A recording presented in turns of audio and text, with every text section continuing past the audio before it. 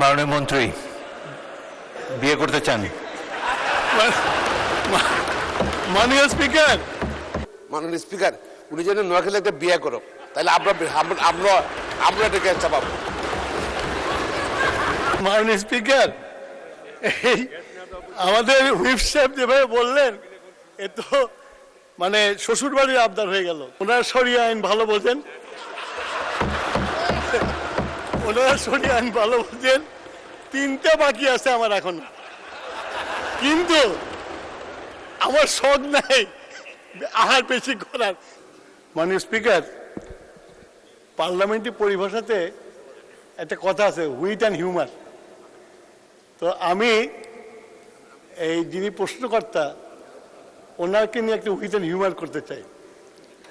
আমরা যারা রাজনীতি করি আমাদের সবারই শ্বশুরবাড়ি আছে। সিলেটে গেলে আমাদের প্রধানমন্ত্রী বলে সিলেটের দামান, আর নাটোরে গেলে আমাকে বলে নাটোরের জামাই। তো দুলু সাহেব যে আমাকে প্রশ্ন করছেন সেই দিক দিয়ে আমি যখন নাটোরের জামাই, তো দুলু সাহেবকে আমাকে বাংলা ভাষায় যে গাড়ি যাচ্ছে সেই সম্পর্ক। তো উনি আমাকে প্রশ্ন করছেন, এই প্রশ্নটা মাননীয় স্পিকার, নাটোরে গ্যাস ছিল না। আমাদের মাননীয় প্রধানমন্ত্রী দেশনেত্রী বেগম খালেদা জিয়া 2005 সালে নাটোরে গ্যাস দেওয়ার জন্য ওখানে উত্তরাঞ্চল গ্যাস সঞ্চালন কোম্পানি গঠন করেছিলেন এবং সেই কাজও শুরু হয়ে গেছিল। কিন্তু বিগত ফ্যাসিস্ট সরকার এসে সেই কাজটা বন্ধ করে দিয়েছে এবং সেই সময় এই কাজটা করতে মাত্র 81 কোটি টাকা লাগতো। কিন্তু তারা 2012 সালে এই প্রকল্পটি বন্ধ করে দেয়। এখন আমাদের দেশে গ্যাসের সঞ্চালন ক্রমেই কমে যাচ্ছে। তার কারণ হচ্ছে এই ফ্যাসিস্ট সরকার গত 17-18 বছর একটা কূপও খনন করে নাই। এই 17-18 বছরে যদি বছরে 4টে করে কূপ খনন করত, আমি মনে করি আমাদের দেশে গ্যাস আছে এবং গ্যাসের উত্তোলন হতো। শুধু তাই না, মাননীয় স্পিকার, ওনারা সমুদ্র বিজয় করছিলেন না? সমুদ্র বিজয় করে কত রকমের আতশবাজি জ্বালিয়েছিল, কিন্তু সমুদ্রের নিচে যে গ্যাস আছে, তেল আছে, সেটা আহরণ করেন নাই।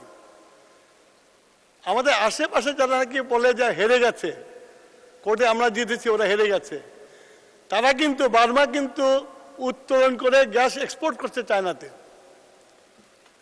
ভারত উত্তোলন করে গ্যাস কি করছে, কিন্তু বাংলাদেশে গ্যাস উত্তোলন হয় নাই। মাননীয় স্পিকার, আমরা দায়িত্বভার গ্রহণ করার পরে আমাদের নির্বাচনী ওয়াদা এবং আমাদের 180 দিনের যে পরিকল্পনা অনুসারে আমরা আমাদের বাংলাদেশের অফশোর এবং অনশোর গ্যাস উত্তোলন করার জন্য অলরেডি আমরা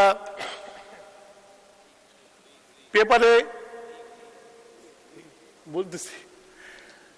আমরা আমন্ত্রণও জানিয়েছি দেশি বিদেশি কোম্পানিদেরকে এই গ্যাস উত্তোলন করার জন্য এগিয়ে আসার জন্য।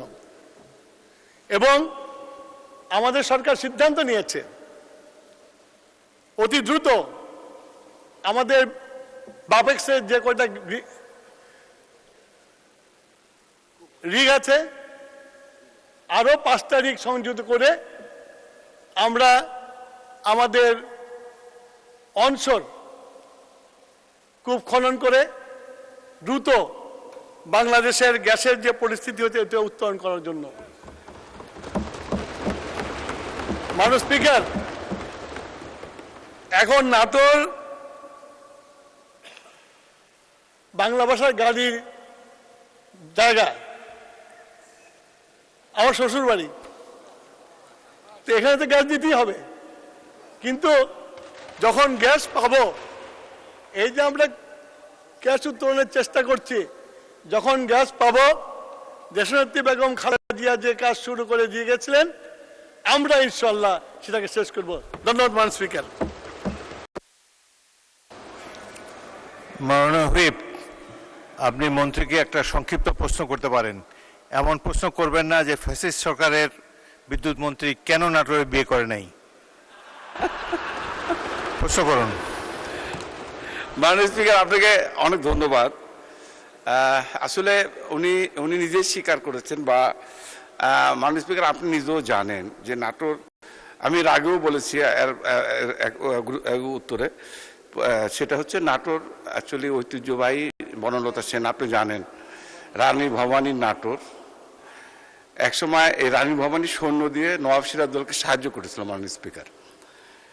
তো এটা একটা ঐতিহ্যবাহী শহর। এই শহরে শহীদ প্রেসিডেন্ট জিয়াউর রহমান স্যার 3.5 বছরের শাসন আমলে 13 বার রাত্রি যাপন করেছিল উত্তরা গণভবনে। উনি এতই গুরুত্ব দিয়েছেন তার শাসন আমলে। এবং বেগম খালেদা জিয়াও নাটোরে 3 দিন রাত্রি যাপন করেছেন। আমি মনে করি নাটোর একটা গুরুত্বপূর্ণ। এবং আমার প্রধানমন্ত্রী তারেক রহমান সাহেব, উনি প্রধানমন্ত্রী হওয়ার আগে অসংখ্যবার নাটোরে গিয়েছেন, উনিও রাত্রি যাপন করেছেন মাননীয় স্পিকার। আমি এই সমস্ত দিক বিবেচনা করে, যেহেতু উনি আমার দোলা ভাই, উনি নাটোরে বিয়ে করেছেন এবং নাটোরের জনগণের প্রত্যাশা, উনি ওই পলিটিক্যাল কথা বললেন মাননীয় স্পিকার, ওনাকে বলতে হবে যেহেতু নাটোর দিয়ে রাজশাহীতে গ্যাস গিয়েছে, নাটোরের উপর দিয়ে, যেহেতু ফ্যাসিস্ট সরকারের শাসন আমলে আপনি জানি জবাবদিহিতা ছিল না, আর নাটোরের যারা রাজনীতিবিদ ছিল সন্ত্রাসী, এদের ভোটে কখনো এমপি হয় নাই, যার জন্য প্রয়োজনীয়তা বোধ করেনি। কিন্তু এখন যেহেতু পলিটিক্যাল গভর্নমেন্ট এসছে, আমাদের নেতা তারেক রহমান প্রধানমন্ত্রী, উনিও একজন রাজনীতি পরিবার থেকে এসছেন, আমাদের প্রত্যাশা নাটোরের মানুষের, উনি কবে নাগাদ, যেহেতু নাটোরে গ্যাস গিয়েছে, কবে নাগাদ গ্যাসের সংযোগ দিবেন, এটাই তার কাছে আমি প্রশ্ন করছি মাননীয় স্পিকার। আপনাকে ধন্যবাদ। মন্ত্রী, কবে নাগাদ গ্যাস দেবেন? মাননীয় স্পিকার, এই আমাদের হুইপ সাহেব যেভাবে বললেন, এ তো মানে শ্বশুর বাড়ির আবদার হয়ে গেল। আমি তো বলেছি যে আমরা কেবল কূপ খনন করা শুরু করেছি, আমরা রিগ কিনছি, আমরা টেন্ডার আহ্বান করেছি, যাতে বাংলাদেশে ইন্টেন্সিভ এক্সপ্লোরেশন করা হয় এবং গ্যাস আবিষ্কার করা হয়। গ্যাস আবিষ্কার হলে এই 81 কোটি টাকার যে প্রকল্পটা বন্ধ হয়ে গেছে, আমি আশা করি আমাদের নেতা, আমাদের প্রধানমন্ত্রীর নেতৃত্বে এই নাটোরে গ্যাস যাবে এবং উদ্বোধন করা হবে। ধন্যবাদ মাননীয় স্পিকার।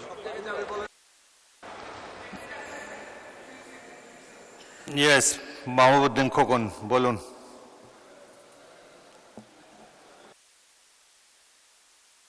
মাইক দেন। মাননীয় মন্ত্রী, বিদ্যুৎ মন্ত্রী বললেন যে নাটোরের শ্বশুর বাড়ি, এই জন্য উনি প্রায়োরিটি দিবেন গ্যাস দিতে।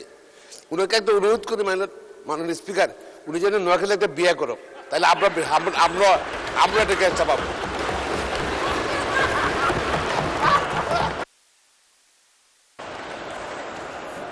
মাননীয় মন্ত্রী, বিয়ে করতে চান? মাননীয় স্পিকার, আমার সামনে ওনারা বসে আছেন, ওনারা শরিয়া আইন ভালো